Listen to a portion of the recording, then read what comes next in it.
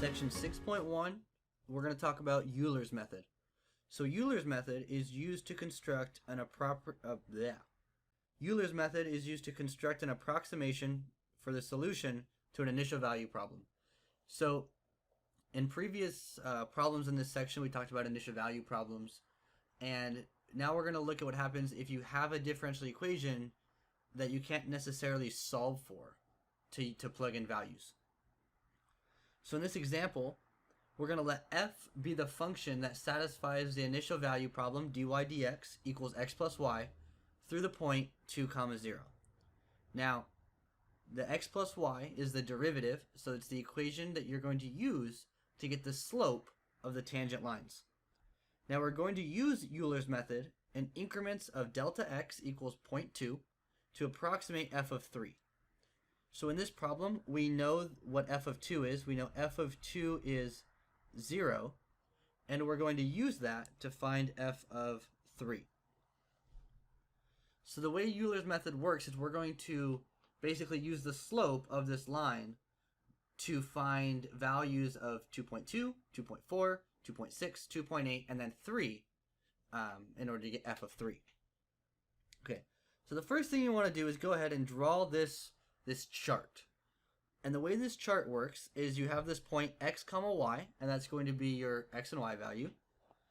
And then you're going to get dy dx, which is your slope, delta x, delta y, and to get your new point, you're going to take delta x and add it to x, and you're going to take delta y and add it to y.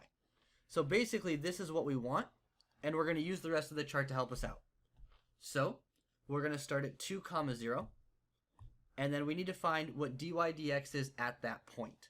So dy dx is x plus y, so I get 2 plus 0, which is equal to 2. So my dy dx is 2. That's the slope of the tangent line at x equals 2. Now our delta x is given as 0.2. So this is going to be 0.2. And then our delta y is dy dx times delta x. So it's going to be 2 times 0.2, which gives me 0.4. And then to find our new point, we add delta x to x. So I'm going to add my delta x to my original x value. And that's going to give me 2 plus 0.2 is 2.2. So what I'm going to do is I'm going to add my y value to my delta y value, which is 0 plus 0.4, which is 0.4. Now I have the coordinate 2.2, 0.4. So I'm going to go ahead and write my new coordinate here, 2.2, 0.4. And I'm going to repeat the process. So every time I go down on this table, I'm going to increase by 0.2. Okay, so let's find our dy dx. And it's going to be 2.2 plus 0.4. And that gives me 2.6. My delta x is 0.2. So I'm going to multiply dy dx, which is 2.6 times delta x, and this gives me 0.52. So my new coordinate is going to be 2.4, comma, and then I'm going to add 0.4 and 0.52, and I'm going to get 0.92. So again, in order to get this value, I'm adding this number and this number, and in order to get the 2.4, I'm adding this and this. Okay, now we repeat the process. So it's going to be 2.4, comma 0.92. That's our initial starting point. To find dy dx, I'm going to take my x and y and add them together because that's the rule. So it's 2.4 plus 0.92, and I'm going to get 3.32. My delta x is 0.2, stays the same because that's given in the problem. Then I'm going to multiply dy dx, which is 3.32 times delta x, which is 0.2, and I'm going to get 0.664.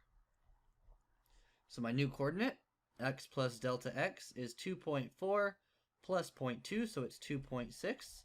And my new y value is going to be 1.584. Okay? So I put that right here, 2.6 comma 1.584. And I'm just going to kind of repeat that process over and over. So go ahead, take a second, and keep filling out the chart.